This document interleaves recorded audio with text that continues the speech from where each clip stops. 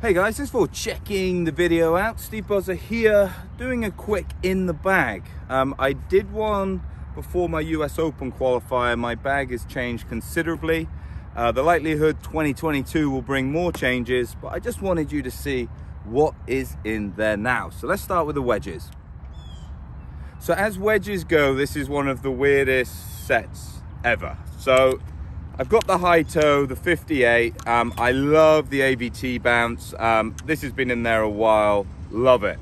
The Cleveland RTX3. Lovely wedge, but the reason this one is here is I misplaced my high toe 54. I have no idea where it's gone. So if you have seen a 54 high toe, it's mine. So that is the reason that one is here. No other reason other than I unorganized and lost my wedge. And then this one is another 54, but this is a Callaway wide grind. It's actually bent to 51. So I'm using this as my gap wedge.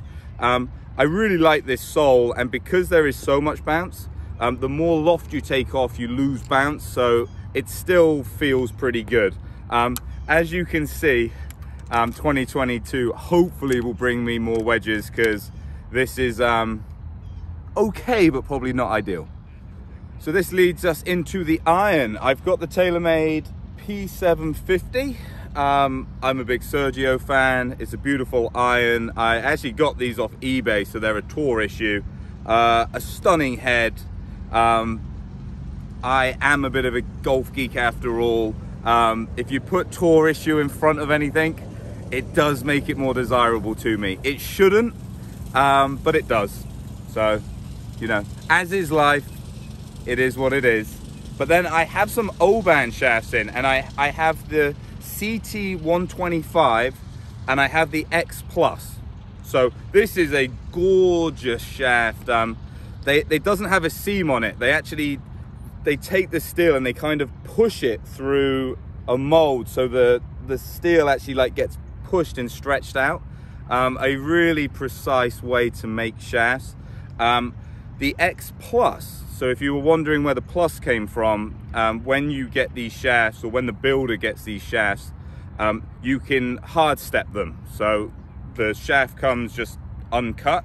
If you cut the tip end slightly more, it makes the club stiffer. So this club was cut slightly more from this side, and then they did the length, so it makes it play that little bit stiffer. So it's an X Plus.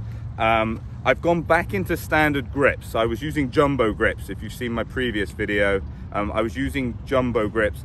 I've gone back into standard grips because of the way I'm trying to swing it. Grip size has a huge influence on where you balance and where your body moves and how your body can turn. A lot of people don't realize that. The way I'm trying to swing, it makes sense for me to go smaller, so that is the reason I've gone back into a small grip. But this is the +4, so it doesn't taper down as much. Get some comments down below if you tried the +4. I actually feel it makes the right hand feel really, really nice. Then we go to an old favorite. So my 24 Callaway X4g Ut. I have had the same shaft that is in the irons in this club. So the shaft has changed since the last video I did. But I just love this head. I like the 4-iron in this set, but you need gapping at the top. And what tends to happen is my gapping gets too close. By using the UT, it lets me hit it that little bit higher, hit it that little bit further. So what is now my 4-iron is in a different distance window than my 5-iron, gives me better options. And it's why I find it very difficult to take one of these out of the bag. I'm all about head covers, so we've got the Buzzy Bee on my 5-wood. So I've got a Sim 2. I got Sim 2 in the 3-wood as well. 15 and 19, both are on the lower setting, so you can take 2 degrees off. I had the Sim. So again, in the last video I did, I had the Sim because I was trying to lower the spin. I tend to overspin 3-woods. That previous Sim was crazy. I was actually spinning it too low, and I found that the Sim 2 really put me in the right window. So I'm I really like these. I've got an O-band shaft in the 5 wood, I've got the Revenge, and I have what I believe is a Speeder, so the VC 6.0, the extra stiff. So shafts are slightly different, but they feel very good. I've been loving the 5 wood at the lower loft. I feel like it gets a great trajectory. And like I say, the 3 wood has been a nice club as well. When the stealth stuff comes, or when I get to try the stealth stuff, it'll be interesting how the woods compare when it comes to spin. Because like I said, I love the look of the previous sim. I was actually almost hitting it too far. You can hit your 3 wood too far. When I went to that US Open qualifying, I was doing some gap testing, and the sim 3 wood was spinning at like, sometimes like 2,400, and I was launching it and it was literally coming out like my driver. I like this one. It feels like I can keep it in play, and it's definitely not doing the same as my driver. You know, it sounds cool to say you're hitting your driver really far. Oh, sorry, your 3 wood really far. Driver wants to go far, God. But the 3 wood, you don't want it doing the same as your driver. It basically makes it a non-existent club in your bag.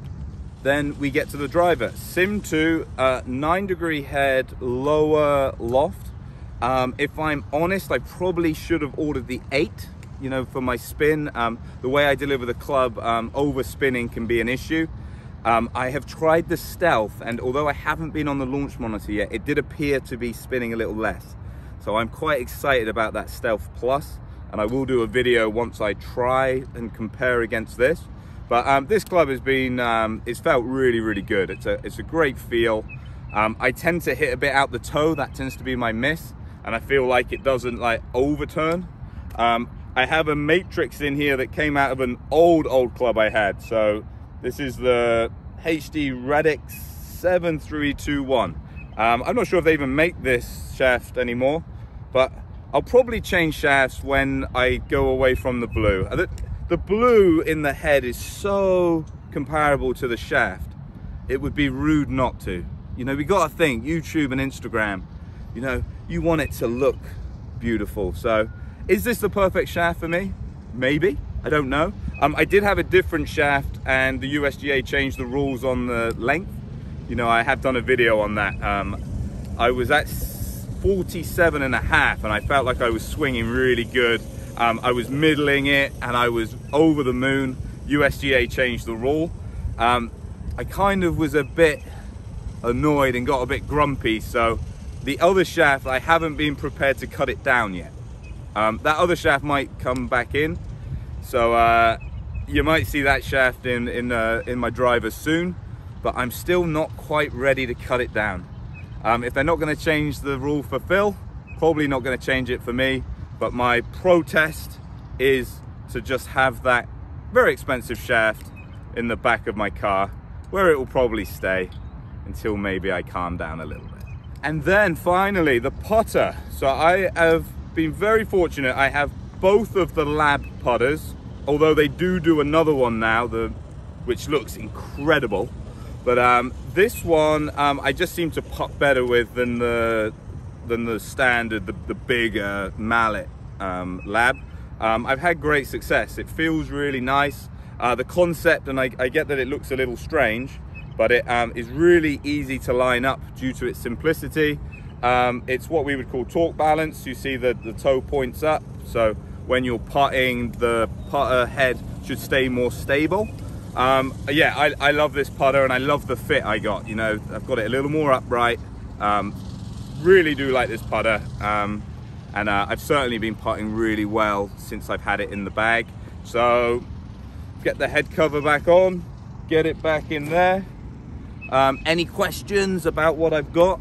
Got any recommendations of what I should put in there in 2022? You know, I'd love to hear what you've got to say.